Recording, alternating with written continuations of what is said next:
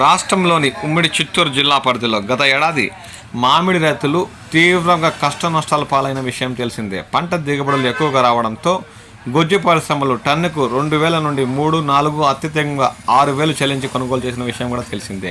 ఈ సందర్భంగా ఏడాది అంత మామిడి పంటలు దిగుబడులు లేకపోయినా గిట్టుబాటు ధర లేక రైతులు ఇబ్బందులు పడుతున్న వేళ చిత్తూరు జిల్లా కలెక్టర్ గుజ్జు పరిశ్రమల యజమానులతో ప్రత్యేక చర్చలు జరిపినట్లు సమాచారం.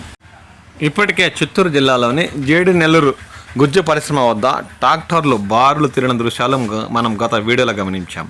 రైతులు ఏ ధరైనా సరే కోతలు కోసి ఫస్ట్ ర్యాంపులకు లేదంటే మండీలకు అక్కడ కాకపోతే నేరు గుజ్జు పరిశ్రమ తరలించి డబ్బులు చేసుకోవాలని ఆతృత ఉన్నారని స్థానిక రైతులు పేర్కొంటున్నారు. అందువల్ల జేడి నెల్లూరు పరిసర ప్రాంతాల్లో ఉన్న ఓ గుజ్జు పరిశ్రమ వద్ద ట్రాక్టర్లు బారులు తిరిగిన దృశ్యాలు కూడా ఇప్పుడు మనం గమనిస్తున్నాం. ప్రస్తుత సీజన్లో రైతుల నుంచి తోతాపురి మామిడిని గుజ్జు పరిశ్రమ యాజమాన్యాలు కొనుగోలు చేస్తాయని చిత్తూరు జిల్లా కలెక్టర్ సుమిత్ కుమార్ తెలిపారు. స్థానిక కలెక్టరేట్లోని మీటింగ్ హాల్లో మామిడి గుజ్జు పరిశ్రమ యజమానులతో సమావేశం నిర్వహించారు.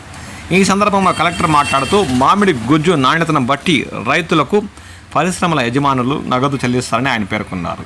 గత ఏడాది కంటే ఏడాది ఎక్కువ పంట వస్తుందని అంచనా ఉందని ఆయన అన్నారు. మామిడికాయలు పక్వానికి వచ్చాకే కోయాలని, అప్పుడే మంచి ధర వస్తుందని సూచించారు.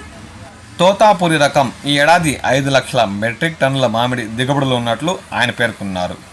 4.5 లక్షల టన్నుల మామిడిని ఉత్తర భారతదేశానికి, మిగిలిన ఉత్పత్తిని తమిళనాడులోని కృష్ణగిరి ప్రాంతాల్లోని ఫ్యాక్టరీలు తీసుకుంటాయని ఆయన పేర్కొన్నారు. కృష్ణగిరి కలెక్టర్తో మాట్లాడి రైతులకు మంచి ధర చెల్లించేలా ప్రయత్నిస్తామని ఆయన హామీ ఇచ్చారు. ఈ సమావేశంలో హార్టికల్చర్ జీడీ కోటేశ్వరరావు, అధికారులు, గుజ్జు పరిశ్రమ యజమానులు పాల్గొన్నారు.